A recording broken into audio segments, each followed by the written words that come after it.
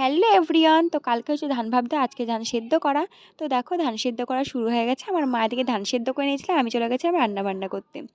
এই যে আমি এদিকে ভাত চাপিয়ে দিয়েছি, তো ভাত চাপিয়ে এদিকে চাল দিয়ে দিলাম। এদিকে চাল দিয়ে আমি আর কি শাক ভেজে নিচ্ছিলাম। তো এই দেখো শাক ভাজছি এখন। শাক ভাজতে ভাজতে এদিকে আমার ভাত হয়ে গেছিলো, তো ভাতটাকে নাবিয়ে নিয়েছি।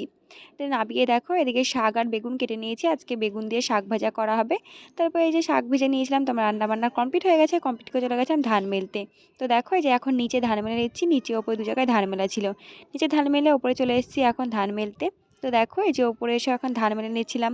তারপরে হয়ে গেছে দুপুর। তো দেখো দুপুরে এখন ধানটাকে জড়ো করা হচ্ছে, জড়ো করে আবার মেলা হবে। এরকম করলে কি হয়, ধানটা সব দিকে সমানভাবে শুকনো হবে। তো দেখো নিচে ধান জড়ো করে চলে এসেছি এখন ওপরে ধান জড়ো করতে। তারপরে কিছুক্ষণ পরে মানে কিছুক্ষণ রাখার পরে আবার ধানটাকে এখন ছড়ানো হচ্ছে। তো এরকমভাবে মেলে দেওয়া হবে। তো এখন নিচে ধান মেলা হয়ে গেছে, এখন যাবো ওপরে ধান মেলতে। তো দেখো উপরে এসে এখন ধান মেলে নিচ্ছি। তো আমার